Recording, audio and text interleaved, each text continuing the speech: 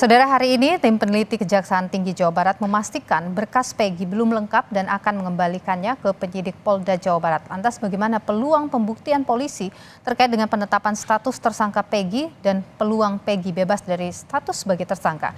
Kita bahas bersama kuasa hukum Peggy, Motar Effendi, dan juga Guru Besar Fakultas Hukum UNSUD, Profesor Hibnu Nugroho. Selamat sore Bapak-Bapak, sehat selalu. Selamat sore Mbak Nilo. Selamat sore Mbak. Selamat sore Pak Mutar. Selamat sore Prof. Siap. Saya ke Pak Mutar dulu. Pak Mutar, ini berkas Peggy akan dikembalikan karena ada yang kurang, yaitu soal alat bukti dan juga fakta berkas gitu. Bagaimana Anda melihat ini? Tentang pengembalian alat bukti yang dilakukan oleh pihak Kejaksaan Tinggi Jawa Barat. Pak Mutar? Sudah kami prediksi bahwa hal ini akan terjadi. Nah, kenapa kami bisa memprediksi seperti itu? Apalagi kalau kita kaitkan dengan tanggal 24 hari Senin kemarin tentang mangkirnya pihak kepolisian dari kami menganalisa, bahkan kami tim menyimpulkan bahwa kenapa pihak kepolisian daerah Jawa Barat mangkir pada agenda sidang tersebut.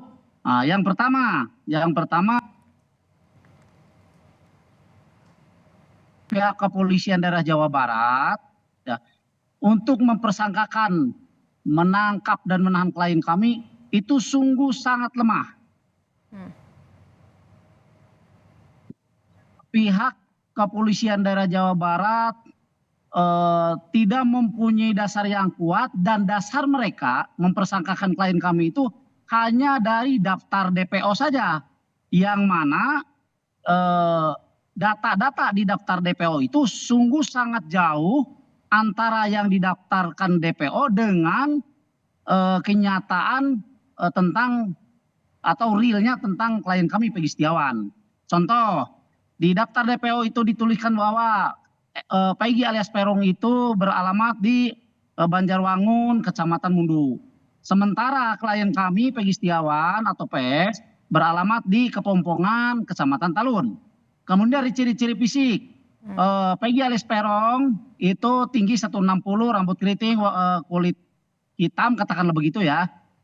Sementara klien kami itu rambut lurus, ya.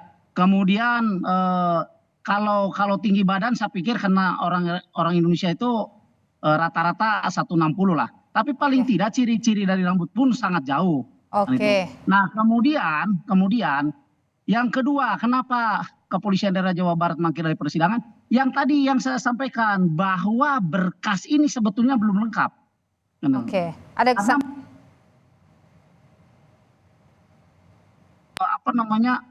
bukti-bukti yang akan dikemukakan nanti pada saat sidang pra-peradilan. Nah, gitu. Nah, siap. Baik, saya tahan di sana Pak Mutar. Saya ke Prof Hibnu. Prof Hibnu, kalau keterangan dari Kajati itu bahwa berkas itu terdapat kekurangan yang sifatnya material dan formil terkait alat bukti dan fakta berkas, masih ada yang belum memenuhi unsur. Apa yang bisa Anda analisa kira-kira kekurangan seperti apa yang terjadi di sini, Prof Hibnu?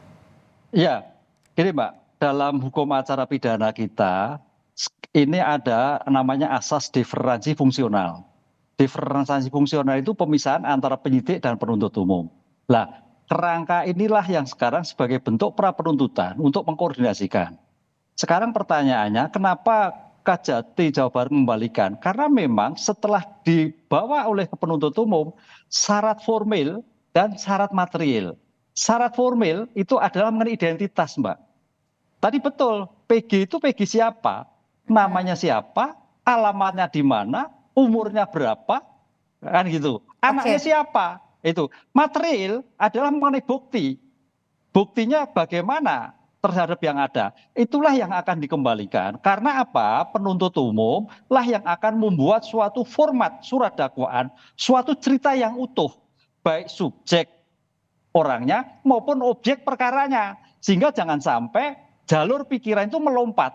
identitasnya fiktif seperti kemarin. Itulah yang sangat hati-hati kepada kejaksaan untuk mengembalikan baik syarat formil material harus dipenuhi seperti keinginan dari penuntut umum. Kalau Anda tadi menyebut soal ketika kita bicara soal fakta berkas itu misalnya formil itu soal identitas sebagainya, mungkin ada ketidakcocokan begitu yang kira-kira Anda analisa? Ya, karena ini kan DPO, Mbak.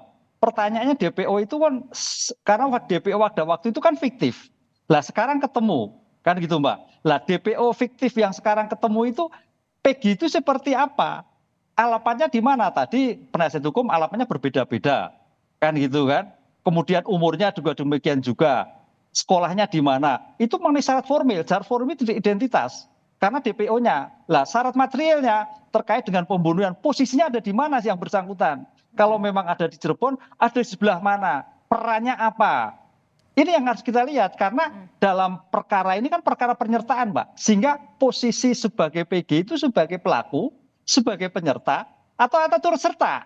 Ini yang saya kira jaksa mengembalikan itu adalah dalam rangka untuk mengkonstruksikan kembali posisi PG itu seperti apa.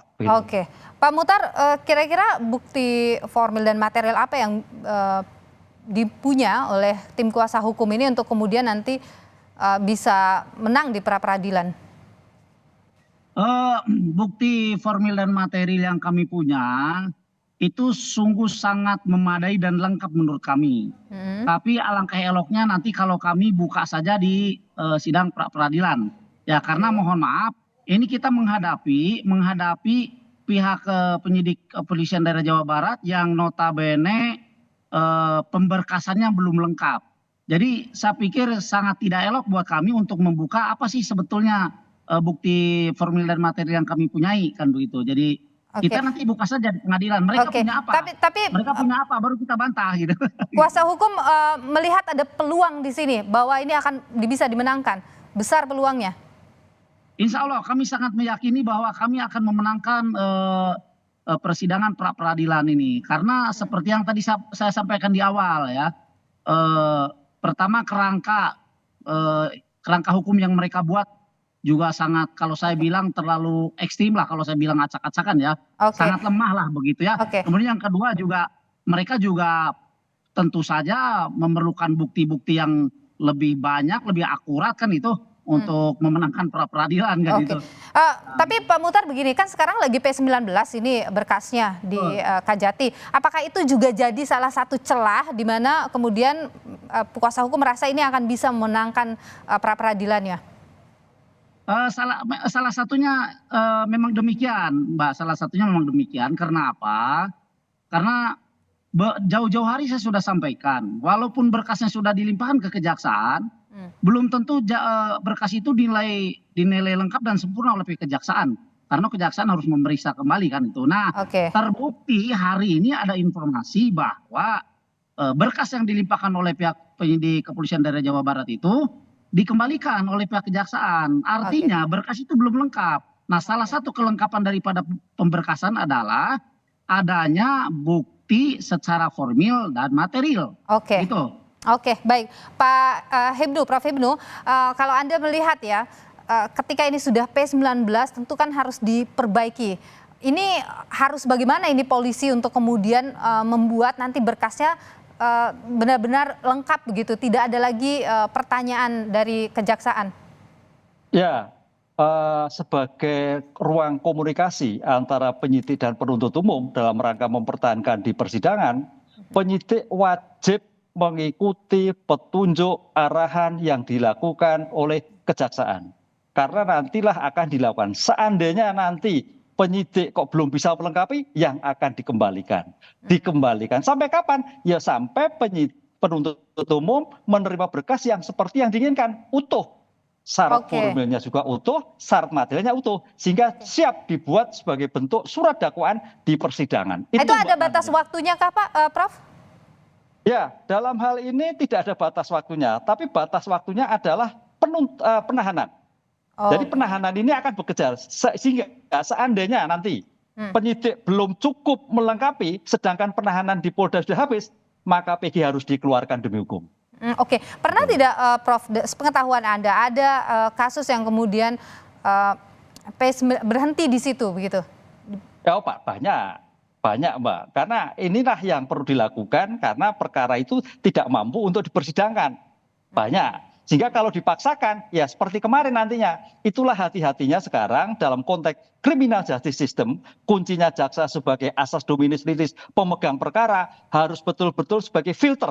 Apakah perkara ini mampu disidangkan atau tidak disidangkan. Oke. Melihat subjek yang DPO tadi. Ketika ini sudah di P19 begitu dikembalikan, artinya apakah Anda menilai memang polisi menjawab ya apa yang kemudian diasumsikan oleh publik, terburu-buru begitu menyerahkan berkas ini ke kejaksaan?